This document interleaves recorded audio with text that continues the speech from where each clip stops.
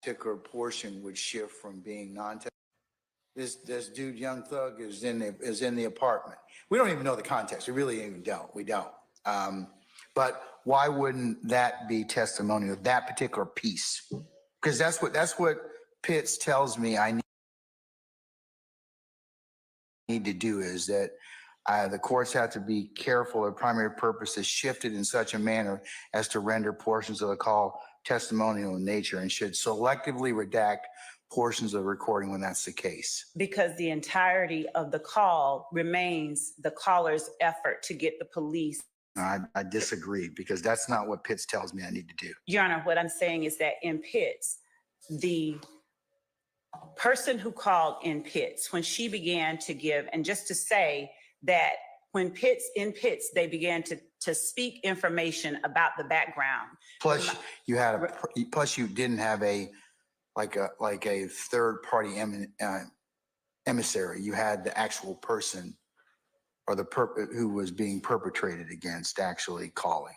So as we're focused on the confrontation clause, it either is testimonial or it's not. And whether it is testimonial, I would agree. And whether it is testimonial or not depends. And whether it is testimonial or not depends solely on the purpose for the information that is being given. However, we do caution in certain circumstances that a caller may shift from non-testimonial statement into a testimonial one. And then they talk about what Ms. Pitts having explained to the 911 operator that her husband violated his parole and he was wanted. So how do you distinguish that? Because the information about her husband being wanted and violating his parole, and even that they did not consider to be testimonial. That is closer to testimonial than the person saying, this person is in her house. This person is in her house having just shot someone and she is panicked and is in there. Her mother and her child are in there. The testimonial portion, the parole portion, is not at all akin to her saying, my husband did this. The fact that she is saying it is her husband who committed the act, who is committing the act, is the part that is not confrontational. The fact that she names the fact, non-testimonial, my apologies to the court. That's all right, sorry. The fact that she names the perpetrator or who she believes to be, the fact that she is giving information to the police to get them there and giving information to help them respond to this ongoing threat that is in her neighbor's home. They have to have this information in order to be able to properly respond. They would not need the information about the husband being on parole or being wanted. But even that, the court in Pitts decided was not testimonial. That's how you know that this information that this caller is giving the 911 operator in this case, this information is non-testimonial, because it is even more of an effort to get the police to respond to a threat that is in existence at that time. The information as to who it is only akin to the caller in Pitts talking to the police about what it is that her husband is doing. Her husband is doing a thing at that moment, not he is on parole or is wanted. But they make the distinction in Pitts that because the crime was still ongoing, right, in her presence, however, her primary purpose remained the prevention of immediate harm to herself, and the statements regarding her husband's parole were made to illustrate the prior difficulties that made the current situation such a dangerous one. So that's how they distinguish, and they say that the entirety of the call is you know, they authorized it, but you know, they do say that that courts now must decide what the caller's primary purpose has shifted in a manner to render portions of the call testimonial. So that's what I'm kind of resting with at this point in time. So I think a little different than Pitts. Pitts, you've got, like I said, person directly under the unfortunate situation of somebody who's committing violence And Your Honor, and clearly committing violence. In this particular circumstance, you got intermediary who's relating information that is going on. So I have to kind of look at that a little more carefully than, I mean, because each individual situation is different. and to the court's point, when the court speaks about the threat, the ongoing threat, for the caller, the ongoing threat. In Pitts or in the circumstance at hand? When the court spoke about the ongoing threat that the court, when Your Honor spoke about the ongoing threat in Pitts, that the court addressed the caller attempting to have the police respond to. It is akin in this circumstance when the caller is saying, I know she came to my house and told me that the guy that shot somebody he's supposed to be is in her house. So I don't know how y'all can do that. I'm trying to get her out the house, but she won't answer the phone now. That is the ongoing emergency. And just to give a little bit of context, I heard, but I don't believe that it is anything at all that any evidence has come in to suggest. I heard the suggestion that the caller walked past police twice and gave him or didn't give him a phone or something like that. But just to point out where we are, Your Honor, and just to make certain that the facts are crystallized in the record. Officer Black testified, just one second. I'm pointing on the screen. There are two separate phases to this apartment complex, Summerdale. The phase where the red dot is, Officer Black testified that that is the phase in which the car crashed, in which the shooting first occurred. Then Officer Black, we've heard testimony that the car went through the yard just across the street diagonally. And we have other pictures that I can show to the court that better reflect what took place. The court can see in State's Exhibit 129, Charlie Alpha, can you put that up on the screen? And I'll just hold it for the court. That there is a dearth of shrubbery. We can see that Summerdale Apartments, the one phase is here.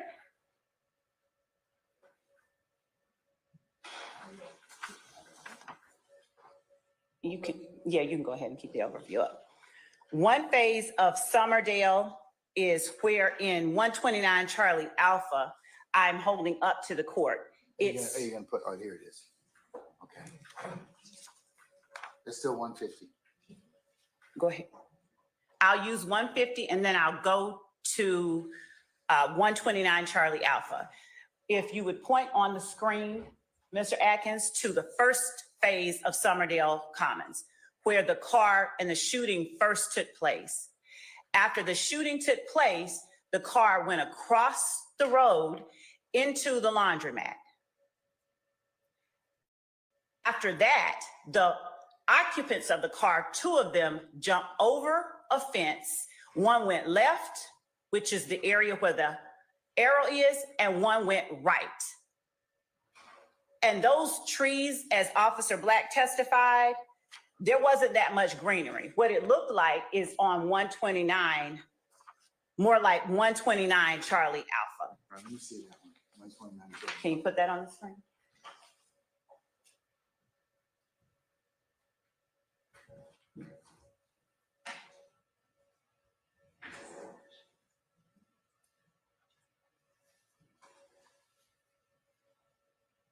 Do you have a 129 Charlie Alpha? Take a little time. It takes it, I'm pulling it out, it takes a couple minutes to pull up. And as that is coming up, Your Honor, I will say to the court that the court has heard the testimony that the area of the phase of Summerdale Apartments where the shooting first occurred, that phase is identified by numbers. The buildings are identified by numbers. In the second phase that the caller was calling from, the court heard in the 911 caller, we're in the, not the old Summerdale, the new ones, and that it is in building C. Officer Black testified that the second phase of Summerdale Apartments, the ones that And Summerdale Commons? yes, Okay. that second phase, those buildings are identified by letters, and the letter C, the building C, is exactly where the caller identified it as being. We're in the I understand. So the idea that the panicked neighbor went past police officers twice is a fiction being made up, because the police officers are in the first phase. I need to take a look at 29C. I mean, 150. I'm gonna just go ahead. Put 150 back up if you can. I'll take a look at 29C, please. Put 150 up, please, again.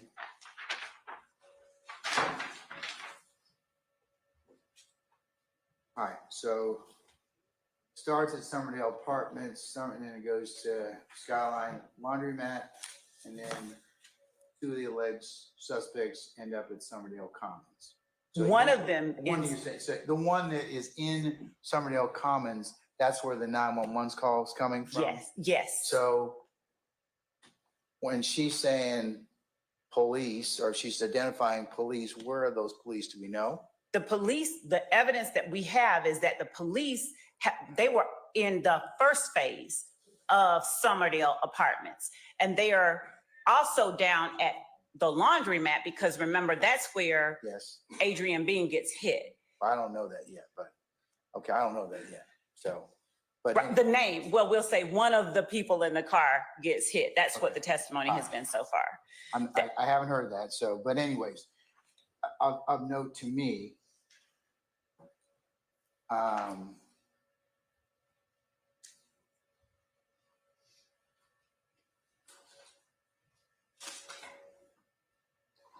the court is your caller, the 911 caller is calling from Summerdale Commons. Yes. Okay. All right. And then stage 129, Charlie.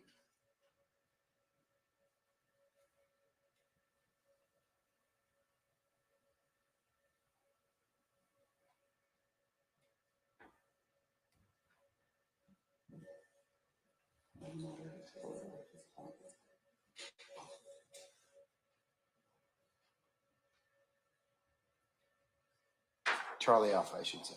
Okay. All right. So what were you telling me about Charlie Alpha, 129 Charlie Alpha? So 129 Charlie Alpha shows the entrance to the apartments where the shooting occurred. The first phase. Correct. Okay. All right. And the testimony came in that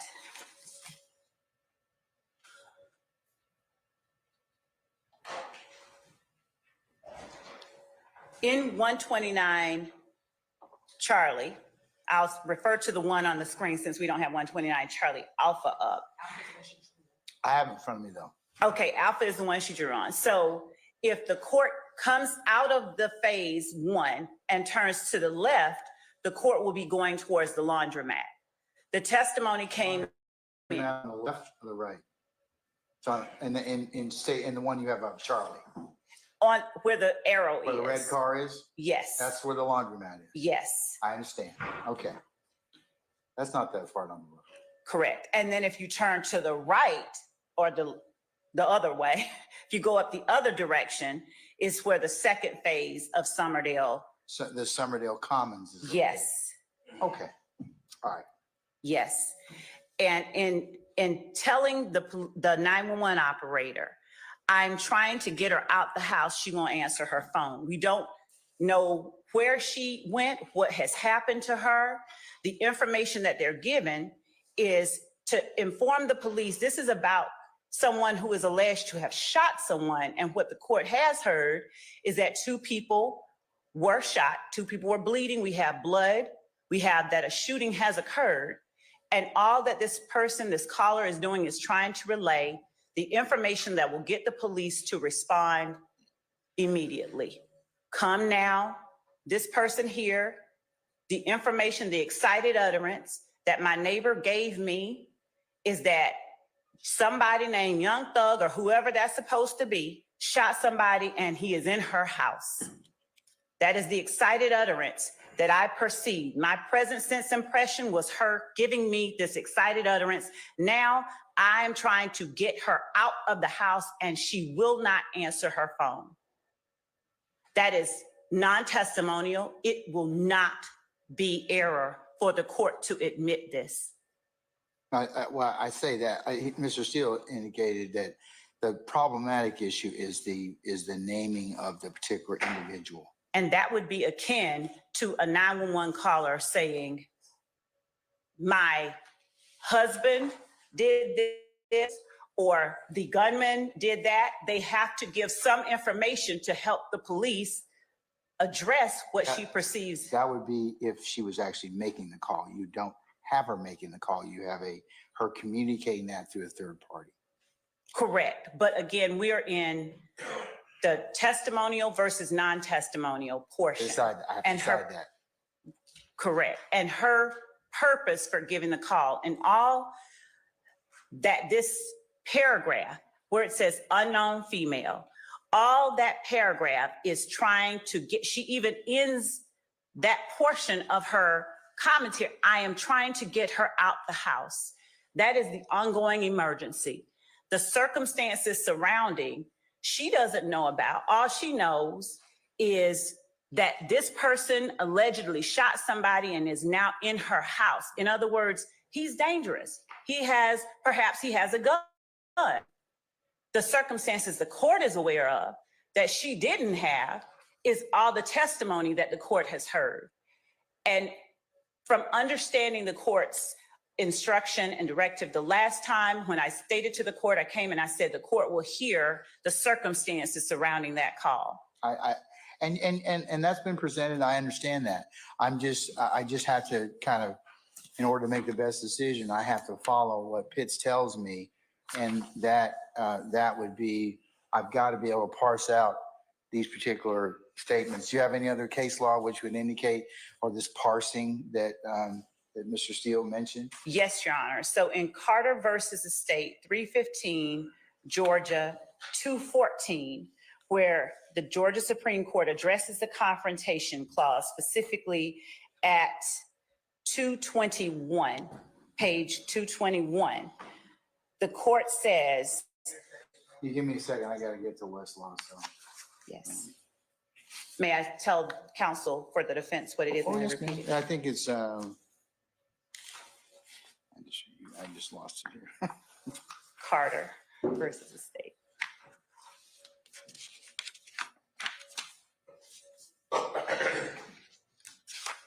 That's the problem. I have too much.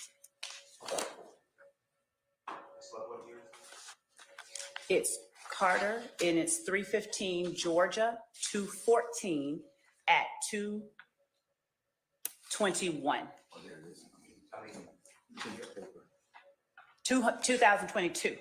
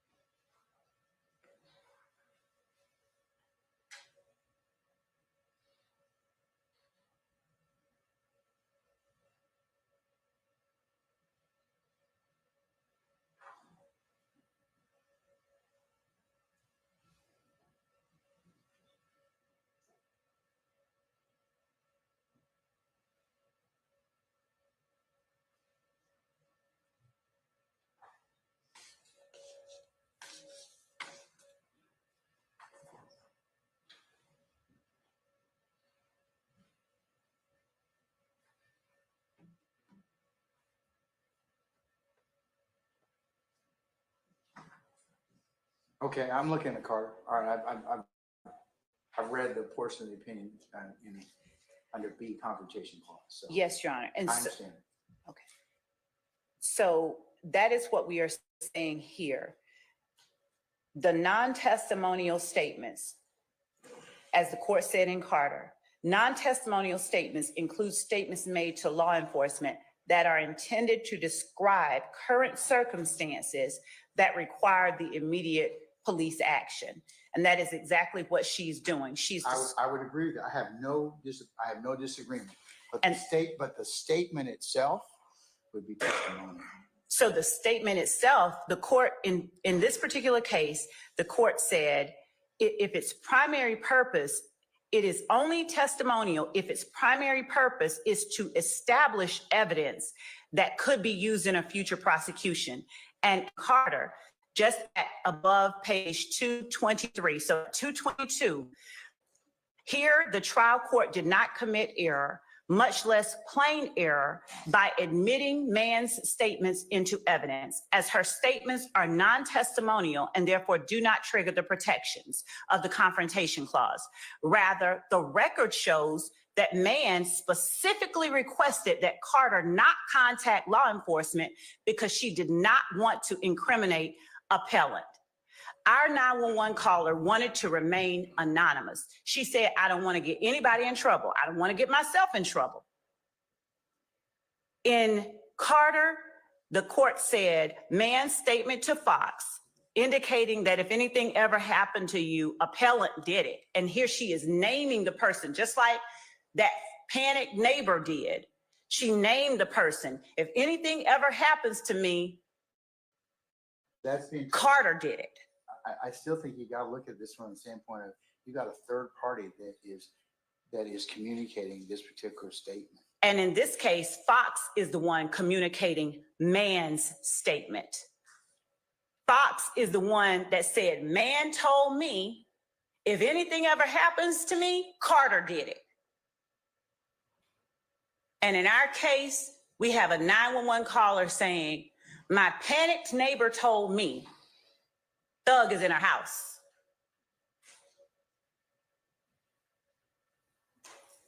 A little different though in this situation. I mean, it's just fundamentally a little different from Carter versus what we have here. Your Honor, the analysis, I understand that the defendant would rather not have his name mentioned, but the fact that he feels— That's not the point, Ms. Love. The point is, Pitts tells me that I have to, Chief Justice Sears makes it very clear. Courts are to determine and take a look at 911 calls in particular about some things that may be non-testimonial and testimonial. So that's kind of what we have to kind of do in this particular circumstance. And that's why I'm kind of concerned that, and especially since it's being communicated through a third party, but it specifically names Mr. Williams in that particular regard. And if I may, Your Honor, when the courts, every case that we look at, there is never a word by word analysis. The court looks at the entirety of the statement to determine if at some point it turns testimonial. Well, you're right. And that's what Pitts tells me to do. And so I have to kind of look at it from that standpoint. And the intent of the caller is what makes the statement testimonial or not. If the caller intends— But some portions of the statement, remember, that's what Pitts tells me to do.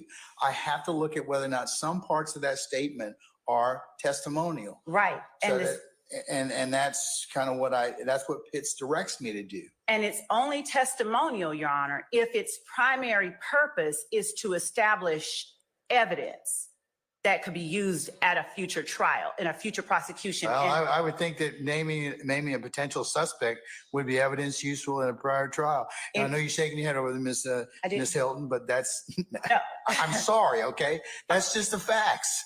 Your Honor, what I was saying was that's just the facts, okay? Just like I told Mr. Steele, evidence may not cut, it is what it is. It cuts both ways. So it's kind of like This is what our highest court tells me I have to do.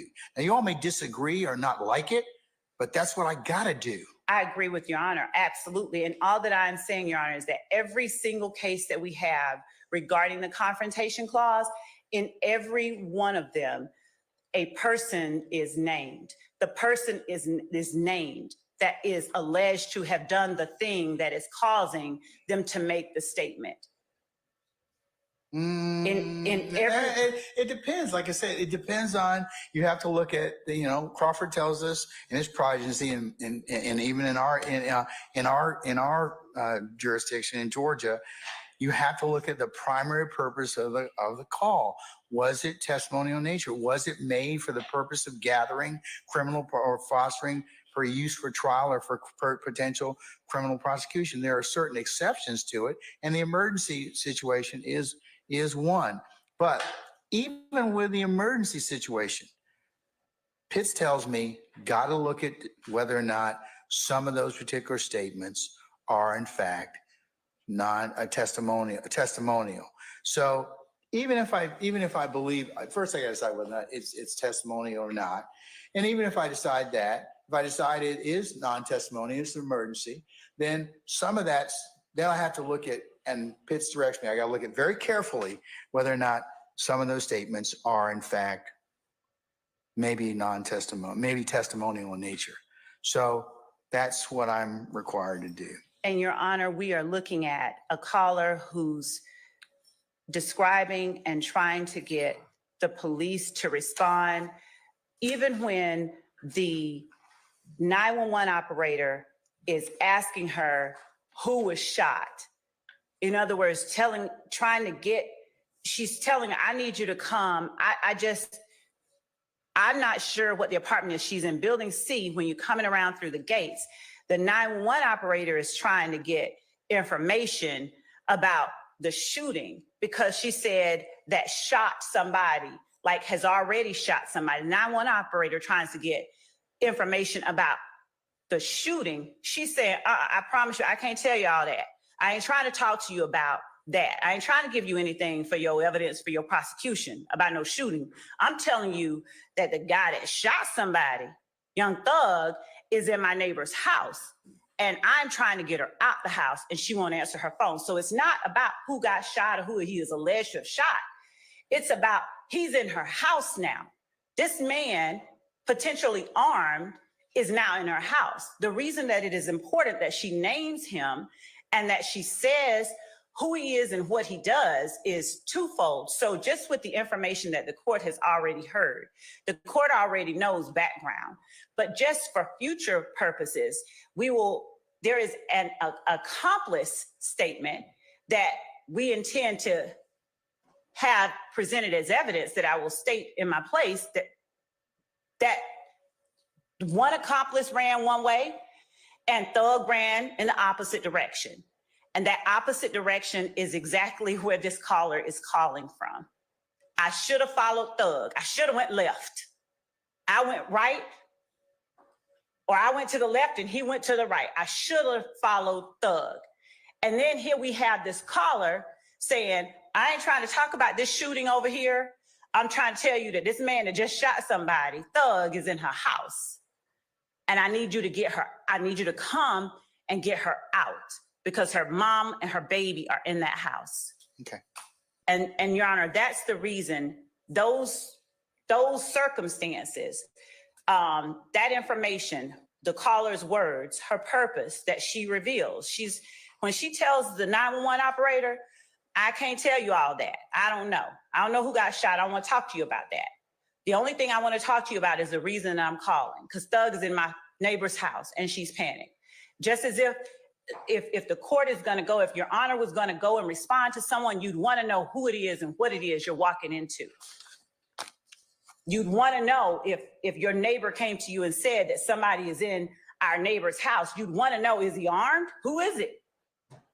That information is to help you respond to that threat that is happening right then. You would not want to walk up to a circumstance you don't even know. Yeah, you told me that last time. I remember. So, but how is it different if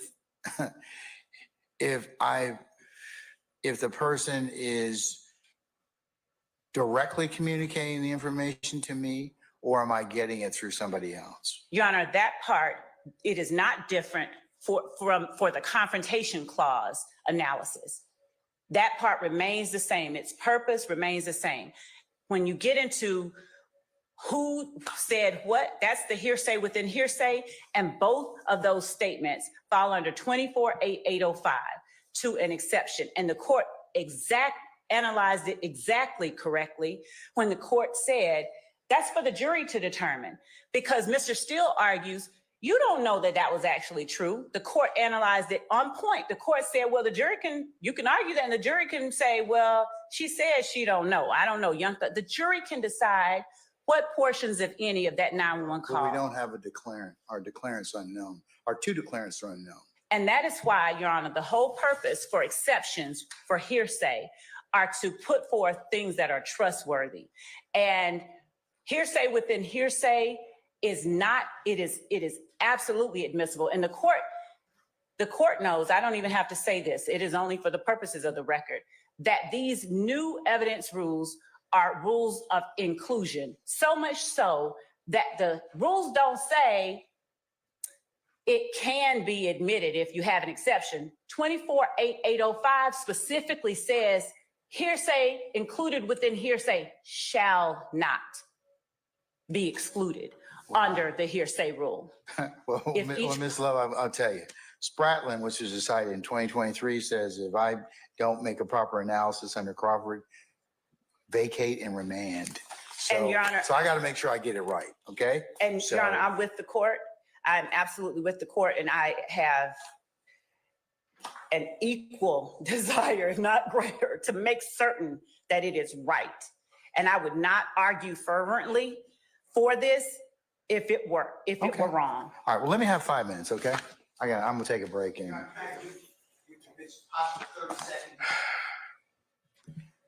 Because your 30 seconds is never 30 seconds. 30 seconds and I will sit. You can stand there, that's fine.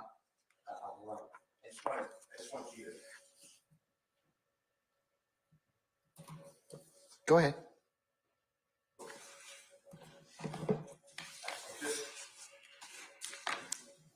I just need you to understand, and I'm not saying you don't understand, but the Cardiff case that was just cited, 315 Georgia 214, it's in Division 3. A doesn't apply, that's the 807 residual hearsay. B is what the state was talking about. And Your Honor. There was no objection in this case either, so No, in the Carter case, no objection, so. But look what happened. And they had to review it under plain error too. Yes. So, And yeah. Fox was told by Miss Mann, God forbid, Valerie Mann was killed. Fox testified. Valerie Mann, God forbid, is dead. And she told Carter. Carter testified. That is not even close. So I don't have anybody to post that. That's my 30 seconds. All right. And Your Honor, I'll give the court, if the court already has page 3 of 4 of Pitts, where the court said the caller in this instance. Yeah, I have Pitts, yes, ma'am. Okay, was not, they were not concerned with establishing evidentiary facts or bearing testimony. That's the part against the defendant. And the court found that the same analysis was applicable in Pitts, that the 911, that portion of the 911 caller, they were not concerned with establishing evidentiary facts. They were concerned with getting Young Thug out of their neighbor's home. Okay, all right. Give me 5 minutes. Take comfort. Y'all can do the same. We'll be back. Okay.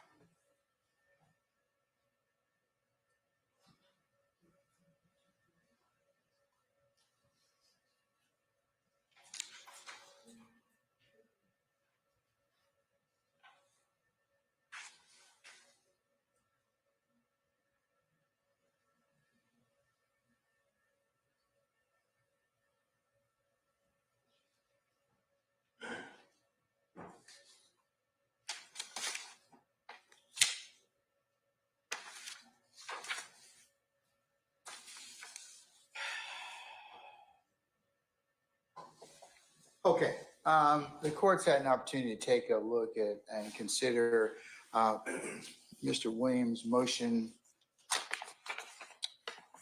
number 40.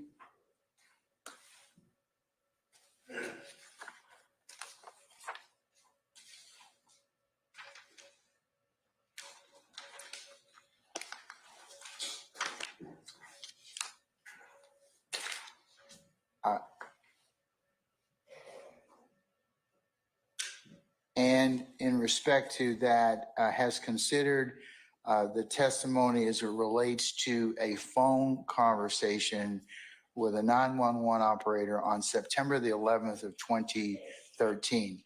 The court also has heard testimony surrounding this particular incident involving a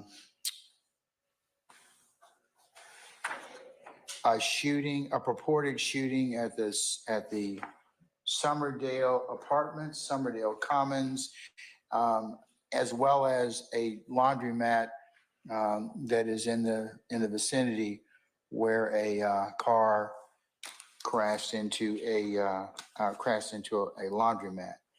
In considering whether or not the 911 call on September the 11th of 2013 would be admissible,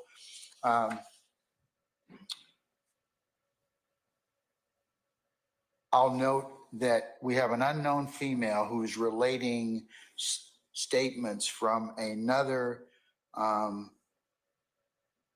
female in regards to a situation that was ongoing at that particular point in time. The first thing that it implicates is, since the state has told me that neither the unknown females will be available for trial, then it presents the issue of the confrontation clause. So the court has had an opportunity to consider and determine whether or not the confrontation clause of the United States Constitution is violated by the admission of a 911 emergency telephone call when the caller does not testify at trial. This is similarly the issue that was decided in Pitts. So our Supreme Court in Pitts, which is 280 Georgia 288, holds that the confrontation clause is not violated where a caller's primary purpose is not to provide evidence against the accused, but to rather thwart an ongoing crime or seek rescue from immediate peril. The decision in that court cites Crawford versus Washington, which the United States Supreme Court held that the admission of out-of-court statements that are testimonial in nature violates the confrontation clause unless the declarant is unavailable and the defendant had a prior opportunity for cross-examination. When a statement at issue is non-testimonial, however, the state's normal rules regarding the admission of hearsay apply. And so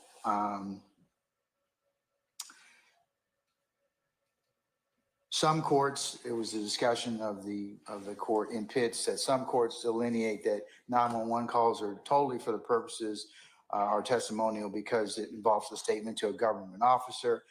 But some courts understand and hold that a 911 call is initiated by a citizen rather than an instrument of the state and is not knowingly given in response to structured police interrogation and should not be considered testimonial. So the rule in Georgia is we now hold, however, consistent with the majority view, that the determination of whether a recording of a 911 call is testimonial should be made on a case-by-case basis.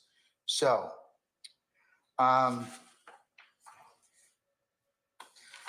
the court first has to determine whether or not this particular call, and I'm referring to Williams A for the purposes of this particular motion, which is a 3-page transcript of this particular 911 call made on September the 11th of 2013. So I have to decide first whether or not the telephone call is made to avert a crime in progress or seek seeking assistance in a situation involving immediate danger. or whether or not the primary purpose is testimonial for the purposes of prosecution or to gather potential information later for prosecution. That's the first step. Also in Pitts, the court or the Supreme Court is also cautionary in terms of trial courts. However, we do caution that in certain circumstances, a caller may shift from a non-testimonial statement into a testimonial one. So it cautions us, or the decision cautions trial courts. In future cases, trial courts must decide whether a caller's primary purpose has shifted from such a manner to render portions of the call testimonial in nature, and should selectively redact portions of that recording when that is the case. In this particular circumstance, the court is of the opinion, based upon the testimony that the court has heard, to include the arguments of counsel, to include the admission of the 911 hearing of the 911 call, as well as the defendant Williams number 4, and testimony in regards to the instances of the purported shooting at Summerdale Apartments, the car crashing into the laundromat some short distance away, and the purported phone call from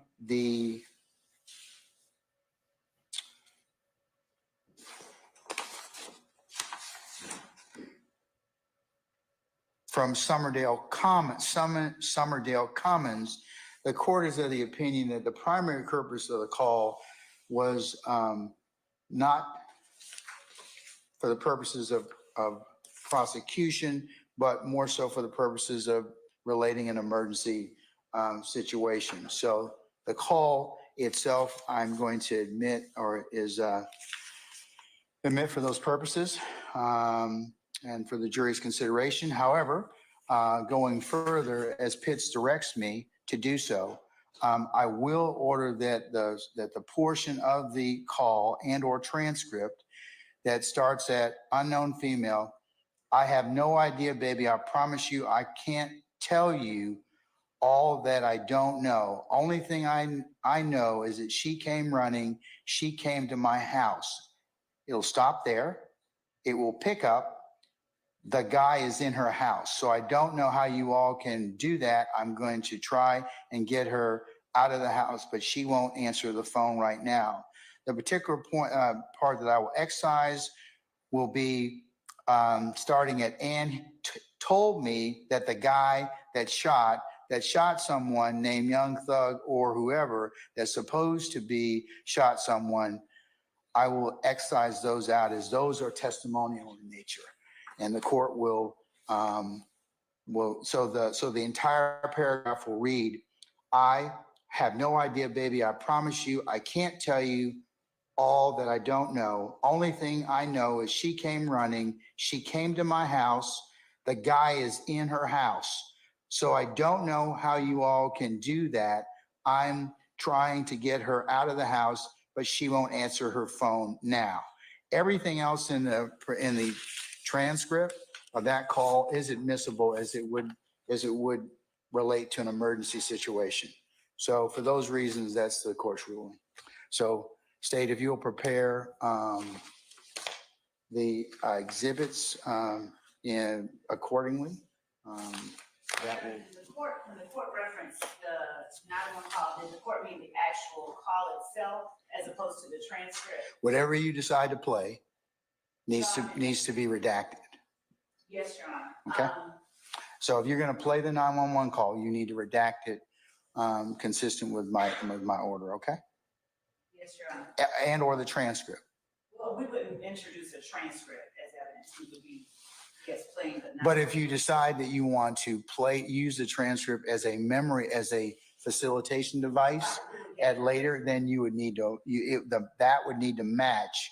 Because remember, I'd give a tape and transcript admonition at that point in time, only if it's necessary. I don't think it'll be necessary in this case because the 911 call case is pretty clear. Right. So, but I'm just telling you, if that's the case, it needs to be redacted. That would need to be redacted. So at a minimum, if you're going to play the call, redact that sentence out. Yes, Your Honor. Okay. Your Honor, with respect to the court, referencing, Williams' motion on limiting number 40, the motion on limiting number 40 was not the 911 call, it was the jail call. The jail call. We did reference it, talking about the 911 call, but motion limiting number 40 did not deal with the 911 call. It dealt with the statement the accomplice made to his wife over the jail call that he should have followed Thug and should have gone in the other direction. It blends together a couple of things. I'm not saying that what you just said is not true. I do recall that as well. So, Mr. Stevenson, can I get you to prepare a suitable order? And if you'll give that to Ms. Love and her colleagues so I can look at it as a final order? Yes. Okay. All right. Madam, anything else? Not at this time. Okay. All right.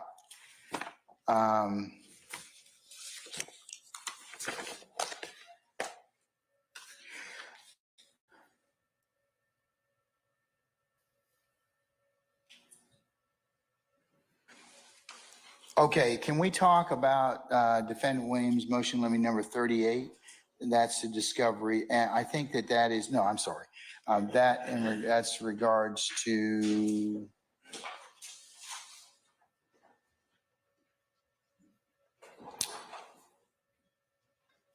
the pending appeal issue and by Mr. Ryan and Mr. Blaylock.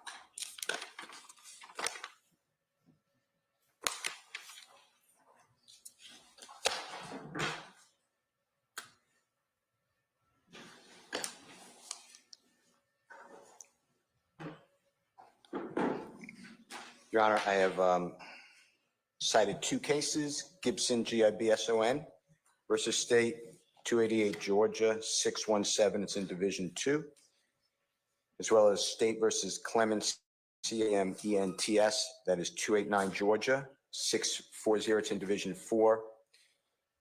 Your Honor, they're both 2011 cases. I have copies for the Honorable Court and the parties.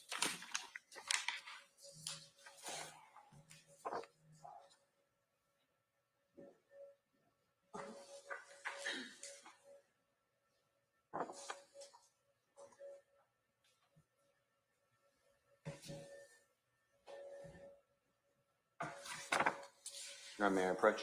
Yes.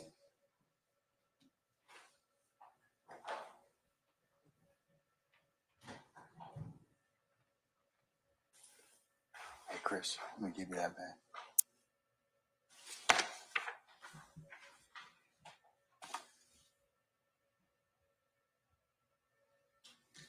So, Your Honor, on State versus Clements, on the copy I've given the Honorable Court and the parties, it's on page 10 of 11.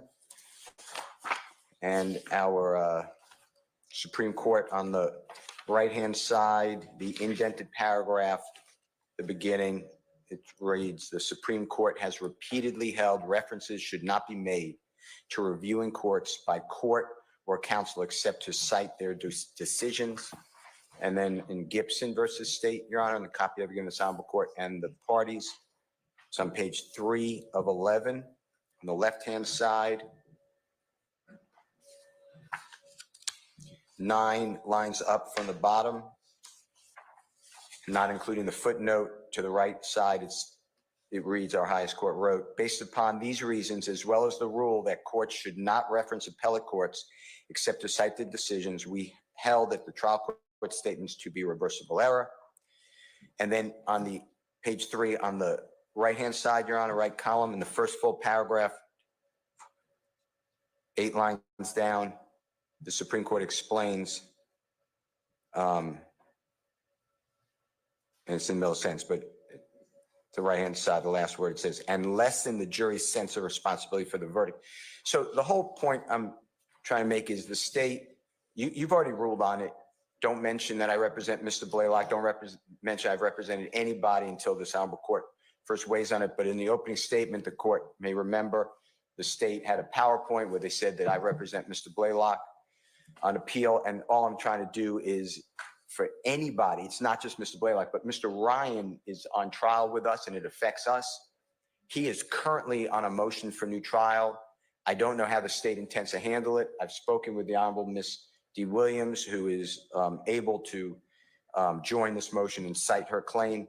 But I don't want anyone to say that Mr. Ryan has been convicted and is on appeal or anything about the appellate process. That's the whole point of this motion. And it will definitely come up, in my opinion, or potentially come up for Ms. D. Williams, because, and I know she protects Mr. Ryan ably, but that would affect all of us because they would lessen the jury's determination, according to the Supreme Court of Georgia, because they can go back and say, well, at least there's a review in court. So no matter what we do, somebody will look over it so we can get out of here. So that's my motion. I just don't want anybody to mention the appellate courts, my representation, or that Mr. Ryan specifically.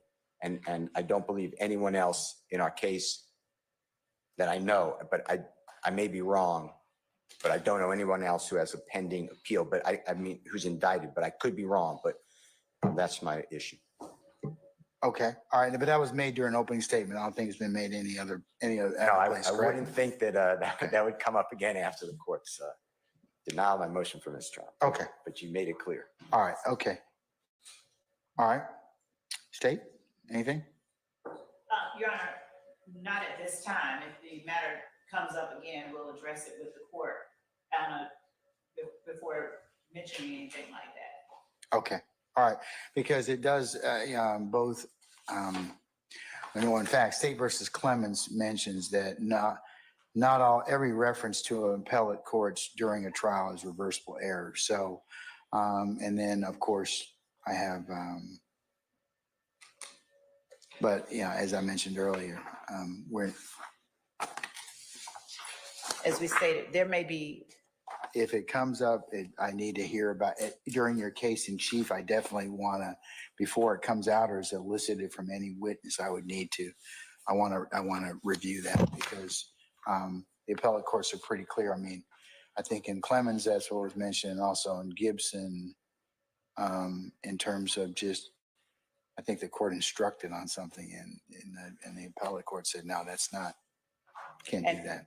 And that would be the court commenting on it. Yes, commenting on it. So, As I understand Defendant Williams' motion in limine number 38, he's asking the court to order a thing. But again, it has not, and we've stated to the court previously that before we bring that up, I don't think he's asking that we not mention Mr. Ryan's conviction for murder. But I thought that's what I heard him orally say, but I don't think that that's in the corners of the document. well, that would depend as well on. Because we do intend to mention that. We will be talking about that. That's one of the overt acts. Oh. So we will definitely be bringing evidence in that Defendant Ryan was convicted of murder and Defendant Blaylock was convicted of murder. And prior to, or if we decide to say anything regarding Mr. Steele's representation of YSL members, we would bring that to the court's attention, as we stated way back when this was first broached. All right. Ms. D. Williams, anything, madam? We just joined in on Mr. Steele's motion. I didn't want the state to bring up the conviction for murder. I'm sorry. We didn't want the state to bring up the conviction for murder. Well, I think we'll probably need to take that up because that's alleged in one of the counts as an overt act. They have to prove that too, so. Sure. The conviction is part of the proof. And so that would be excluding a verdict, and that the case law specifically does not preclude that type of evidence from coming in. I don't even know where that argument is, what case law or anything that that's grounded in. Well, before you tender or make an effort to do that, let's put a pause in that and let me just consider I need to see some case law on that just to make sure. I mean, I'm fairly certain I know where you're headed, but. And we would not, also just so that the court is aware, what I heard referenced previously was the prohibition from the courts of attempting to prove the existence of a gang by introducing simply a certified conviction of someone not on trial, not testifying.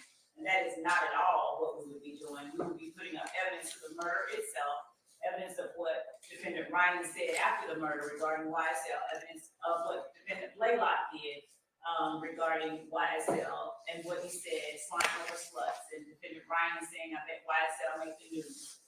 We would be putting up the murder of the victim, Jamari Holmes, by defendants Ryan and Blaylock. And again, the only portion we would be putting up evidence of that and how it occurred and how close in time to the murder Mr. Ryan made the declaration that I bet YSL makes the news.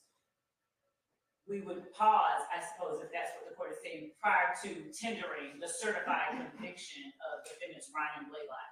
And then if we had to bring up Mr. Steele's representation of defendant Blaylock on appeal or anyone else, we would bring that up before introducing that. Okay. And if that's in.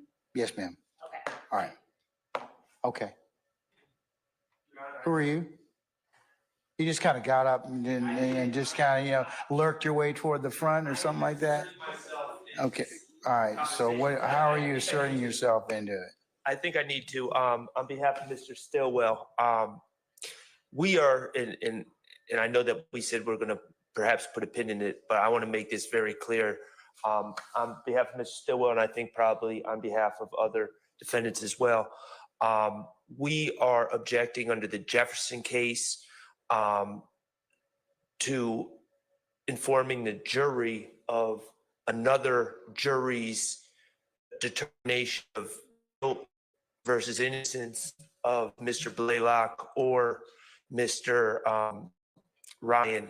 This jury needs to make a finding of fact on their own and can't rely on the finding of fact of another jury. And it affects us because that is alleged as an overt act as it relates to count 1 in the indictment. So we are not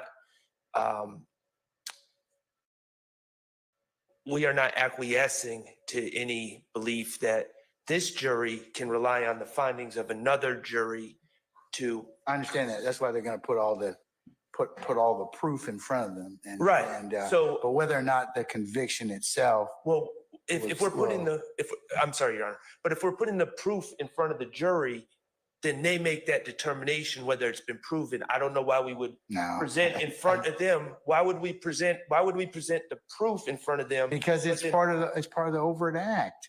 But a previous jury's and what's your point? finding is not part of the overt act. No, We can't rely on this jury cannot rely on the findings of another jury. They need to make that decision for themselves. Absolutely. But you know, the fact that there was a criminal prosecution in this particular case, it's of convictions in the proper form, it's more than likely going to come in. Well, I will come on. I mean, I remember you have cited Jefferson to me in the past, so I understand that. The concern I'm dealing with right now is whether or not Mr. Steele's involvement in any appeal or his involvement in any counsel is relevant at this point. I don't find it to be at this point. Right.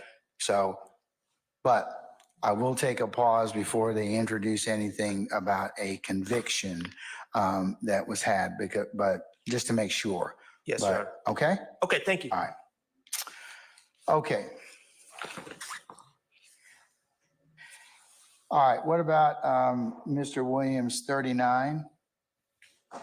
Mr. Steele?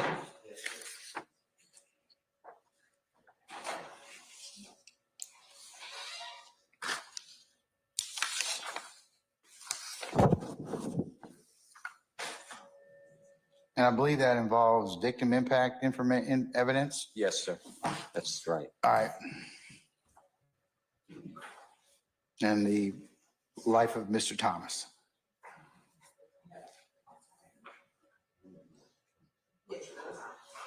Your Honor, may I approach for a moment? You may.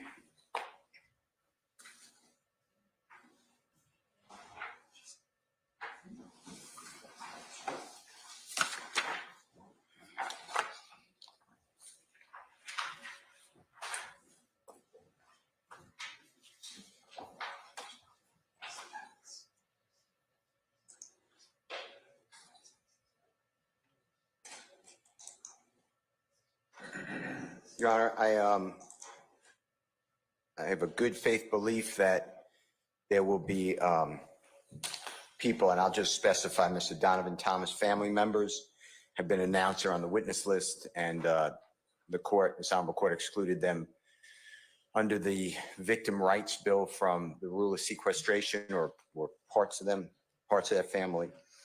And if they testify at our trial, I want to make a motion limiting now, and it's under Waller, W-A-L-L-E-R versus State. It's 368 Georgia Appeal, 378-890 Southeast 2D 142, 2023 case.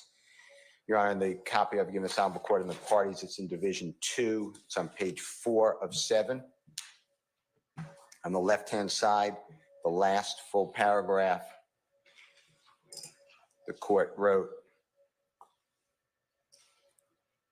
under Georgia law, evidence about a crime victim's personal characteristics and the emotional impact of the crime on the family, the victim's family, and the victim's community generally is not admissible in the guilt innocence phase of a criminal trial. And Your Honor, upon basis of work leading up to the case, Mr. Donovan Thomas did a lot of great things for the community. He was well respected, well loved. There's another side to that, which I'm not going to mention. It may come out at trial. You've heard it actually from Detective Belknap. He already testified that he was the leader of a criminal street gang. But my point is the fact that it left a gaping hole in the community or the loved ones, I'm making a motion that that is irrelevant in our case. And I'm not talking about the relevancy of, 401 and 402, even with a 403 analysis. I'm talking about it goes to sympathy. And the courts have said that it is not admissible except in a rare circumstance in the guilt innocence phase of a non-death penalty case. So that is my motion. So I'm making preemptively. I've heard at the beginning of trial, and I made this motion afterwards, Your Honor, but I heard the very first incident. It did not involve anyone here, but involved Mr. Trontavia Stevens. And you heard from a young lady, and I can't remember her name, but she was an accountant at an adult entertainment center. She was followed home or driven home in Coweta County or Noonan, Georgia. She was, her car was stolen from her, and the prosecutor went through lots of questions. I did not object, but went through lots of questions about, I objected to the whole thing coming in because Trontavia Stevens is not on trial with us, but the court allowed it in, and went through a lot that, how did this affect you? What do you do? How does this impact you? And I'm not going to, I don't want to hear that again. So I believe it's a violation of the law. All right, counsels for state, Ms. Love? Your Honor, I'm not intending to elicit, and I don't believe that we will be improperly attempting to or even eliciting any good character information of that nature. We have not done so thus far. We will not do so in the future with any of our witnesses. So the idea that has been done or that we intend to do it, I'm not certain where that's coming from. So I don't believe until that time that Mr. Defendant Williams believes something like that has happened, and I don't believe that will occur. I don't believe that this is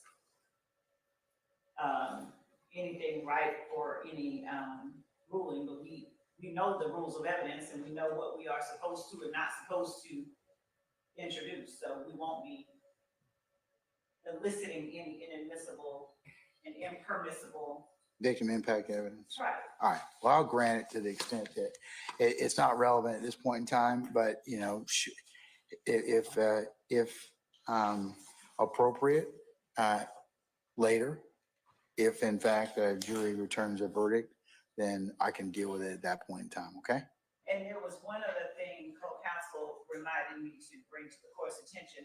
What the victim was doing on the date that he was murdered, I don't know if it would be considered good or bad character, but we do intend to put that evidence in because those are the circumstances surrounding his murder. So, for instance, if he was standing out giving candy away to kids or playing Santa Claus, somebody might consider that good character evidence. Or is he selling drugs?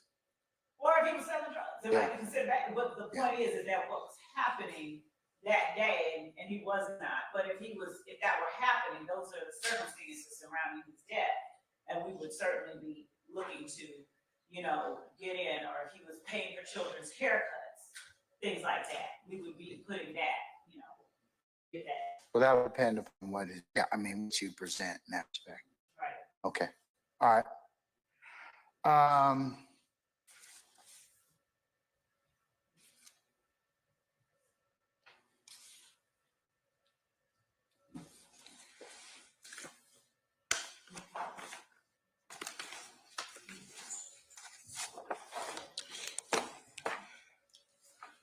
Okay, what about let's see.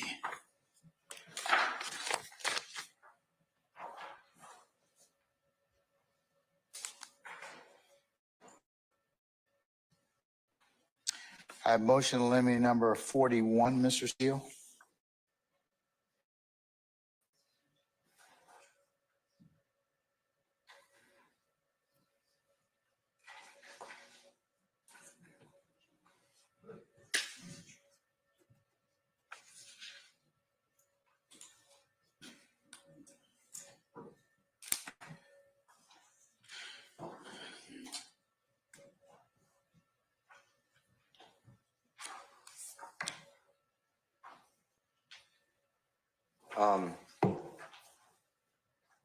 I believe that's a incident involving May the 12th of 2013, Right. I'm aware. involving Miss A.B. and Yes. a purported armed robbery. So may I have just 1 second, Your Honor, Yes, sir. if that's okay?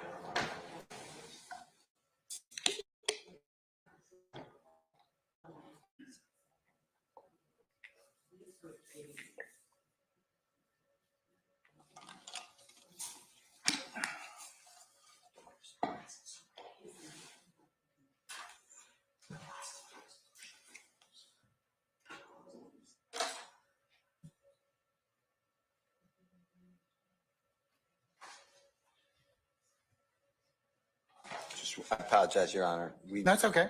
The state may have conceded, but I wanted to check with them before I say something. So they're conversing.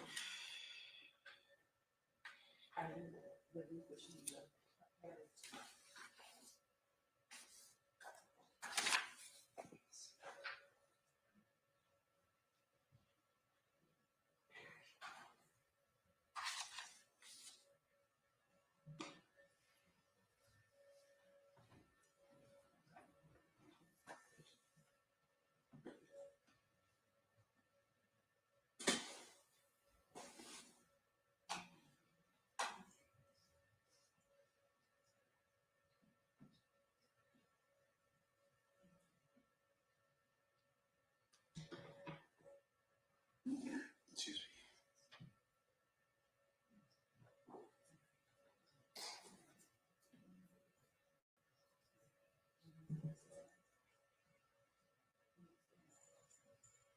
Stand by your.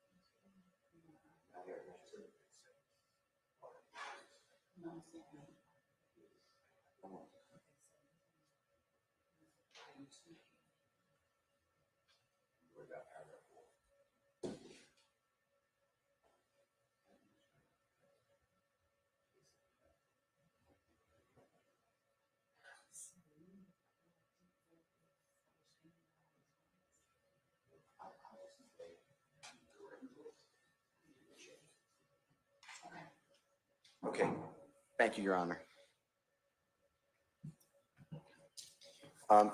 So is the, Okay, so this is, it's May 12, 2013. If it matters to the court, it's Mother's Day. It's a Sunday. And it's approximately 1 o'clock in the afternoon. And the allegation, I'm not agreeing with these facts, I'm just telling you what the allegations are in the police report, is that Mr. Williams, along with a person, it's not identified that way, but I'm going to say Mr. Murphy, Walter Murphy, you've heard him known as DK, you've heard that, and he's a co-indictee. And it's alleged to be, I don't believe it is, but it's alleged to be a brother of Mr. Williams, but that's how the police report reads, and that's what the officer told me that he was told by AB.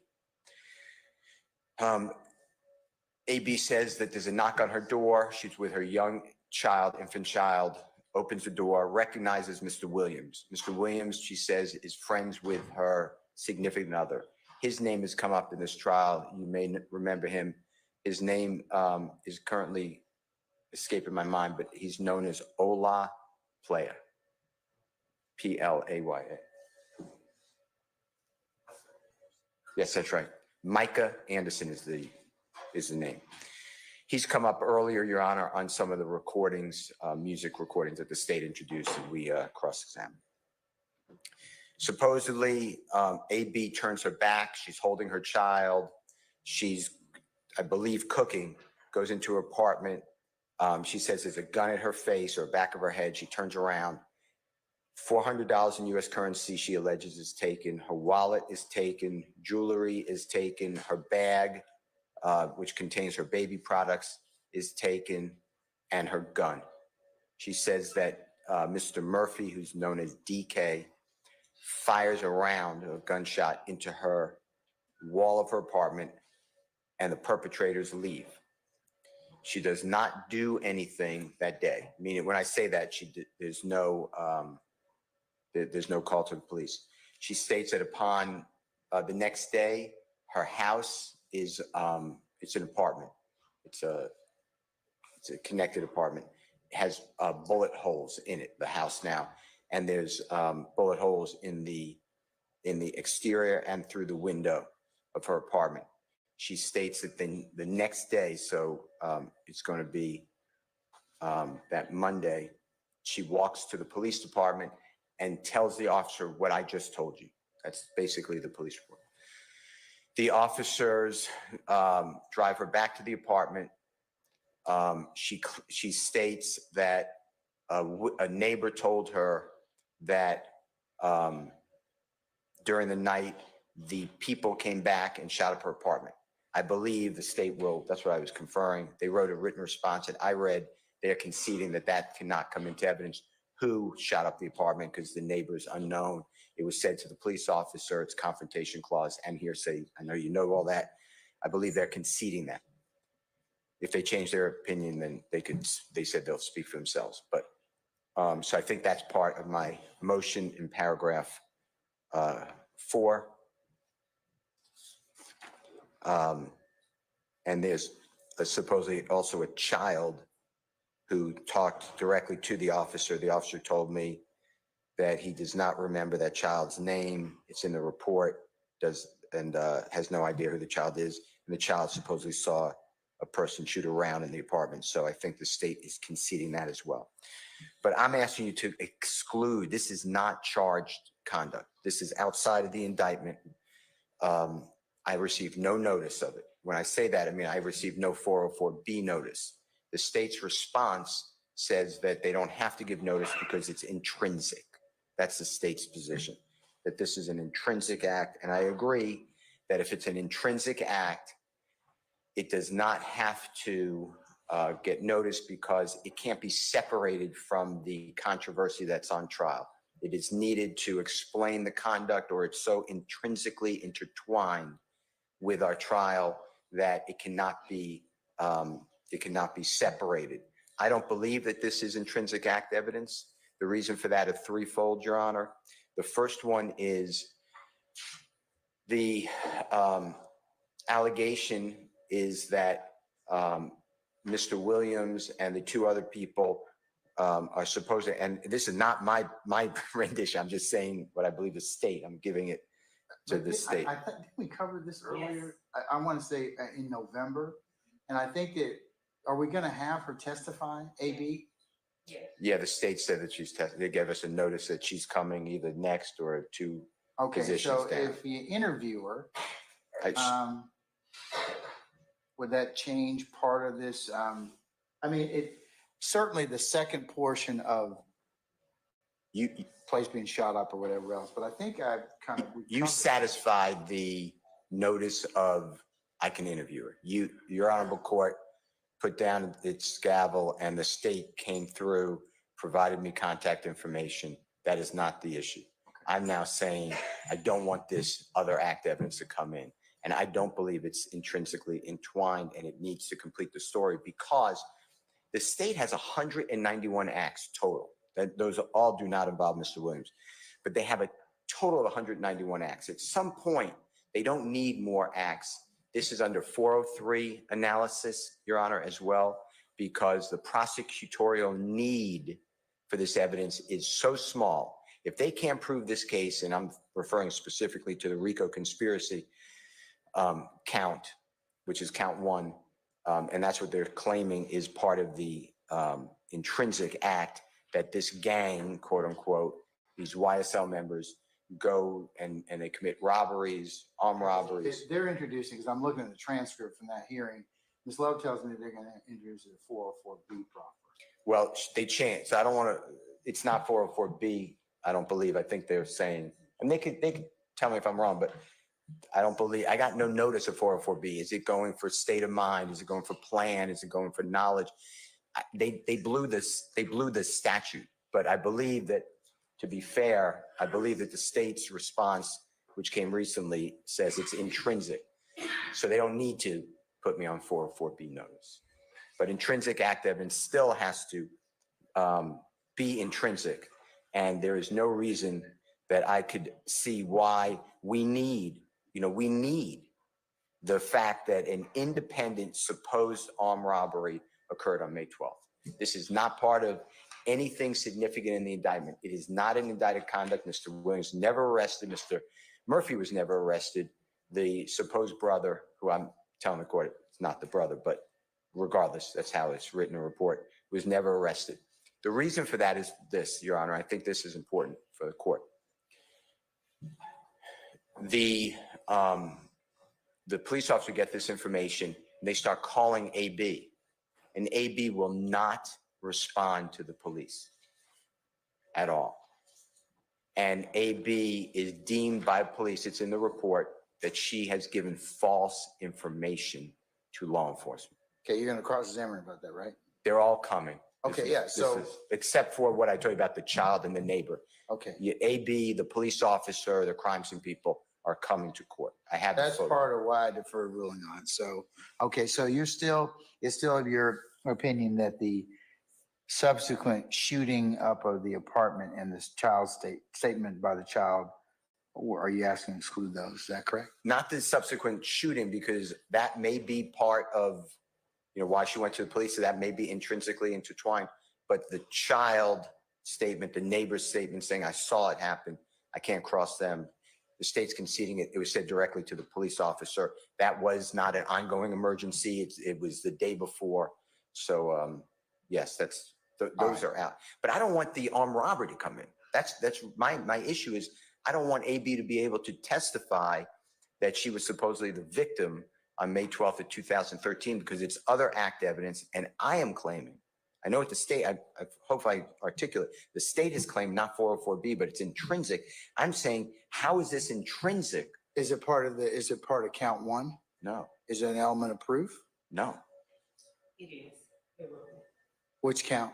Your Honor, it goes to count one specifically because this wasn't first of all, it was committed by Defendant Williams and Walter Murphy? And Walter Murphy, 4 months before the evidence that the court is now hearing about with respect to Mr. Dotson, which was also, as we allege, committed by Mr. Williams and Mr. Murphy. And it was during the time that we are alleging the gang itself started. It was the type of crimes that the gang commits. It goes to prove the existence of the enterprise and the gang, the nature of the crimes that they commit, and the members and participants in the enterprise itself. So it is intrinsic for those reasons. Mr. Steele notes in his motion that there was no notice received, but not only was there a written notice of our intent to use it and introduce it, we argued and he corrected some of the. Yeah, because we had a hearing on the issue on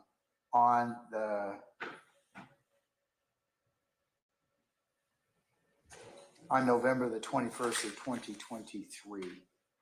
So,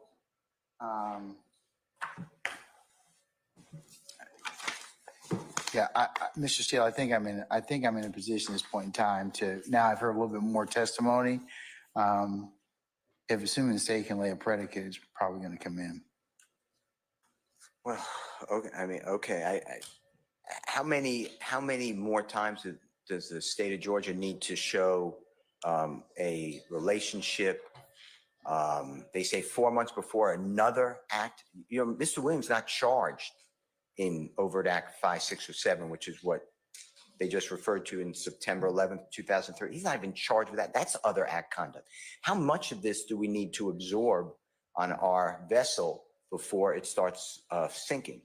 And to me, the state has to say that it shows everything they said goes to propensity. It shows that they commit these type of crimes. You have that. They have multiple murders in this case. Multiple murders. There are going to be 2 murders that are going to be litigated. Mr. Williams is not charged with either one, but we have to deal with that. That's other act evidence, and he'll be named. He'll be named in both of them. We're going to be active participants, even though he's not charged. Then you have the incident that we're doing with the 2004 Nissan Altima red vehicle slamming into the side of the building. Mr. Williams not charged with that, but the state got that in as intrinsically intertwined because they indicted it, and now Mr. Bean cooperated with law enforcement and is on jail calls saying that Mr. Williams was involved. Then they have Mr. Williams' lyrics where they're over objection, where they're claiming that he's bragging about. How much more do you need? We have chats who he's speaking with. He speaks with Mr. Murphy, who will be a witness. The state states he pled guilty already, and he's supposedly a witness in the future. He's going to say how he and Mr. Williams were both raised together. They don't need to show the association, and they don't need to show another crime. At some point, it's just too much under 403. And I still don't believe, Your Honor. I heard what you said. Does it prove an element of the crime? The elements of the crime are either going to be proven or disbelieved by the state. They don't need this. That's my argument. Okay. I heard what you said. I'm not trying to waste. No, I understand. All right. Ms. Love, anything else, madam? Your Honor, just that we have to prove this case. Their argument is that the defendant Williams doesn't do any of this. And we have to show the jury the evidence that he does and that he did. So I understand it's not comfortable to have evidence presented that you do the crimes that the state has accused you of, but that doesn't mean that the state should be precluded from producing for the jury, who is to make that determination, evidence that in fact Mr. Williams did and does the crimes that the state has accused him of. So we are asking that the court deny the motion.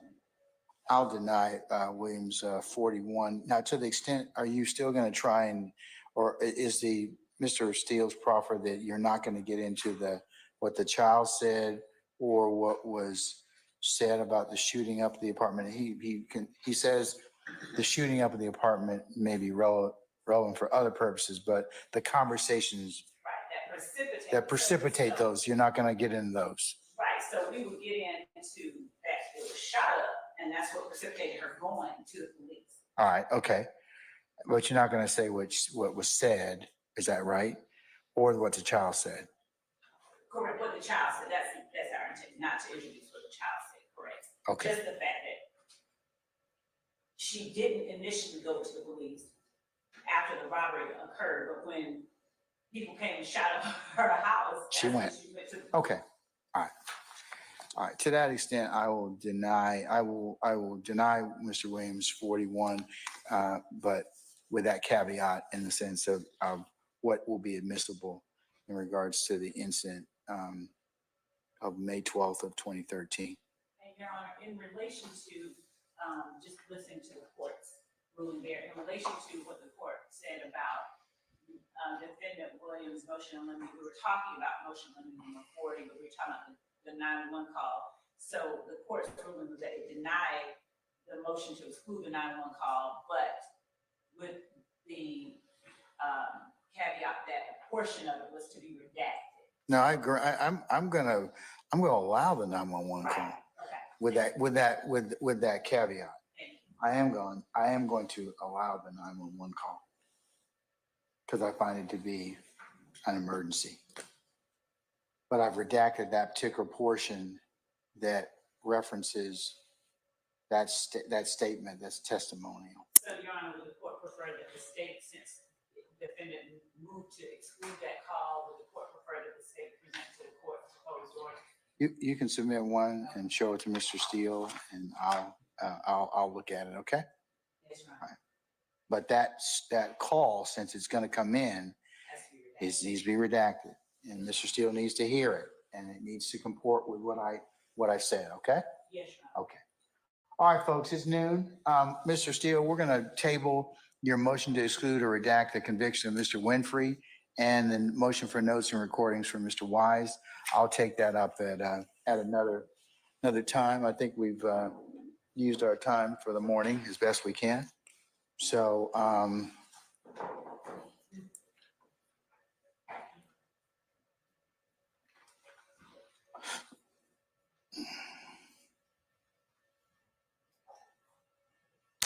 right, so folks,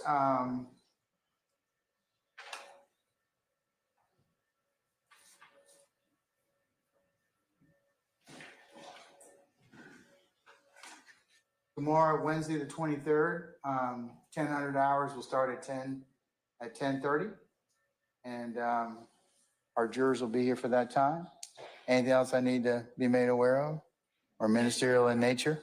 Just for the purpose of making certain that we have witnesses and schedule them properly, we will go until 5 or 5:30. Around that Somewhere time. between 4:30 and 5 o'clock, yes. Okay, Yes, ma'am. thank you. Uh-huh. We'll probably end closer to 4 is what I'm thinking. Okay. thank Okay, you. all right. All right, folks, then we'll be in recess until tomorrow, okay? All right, thank you for your patience. We're in recess.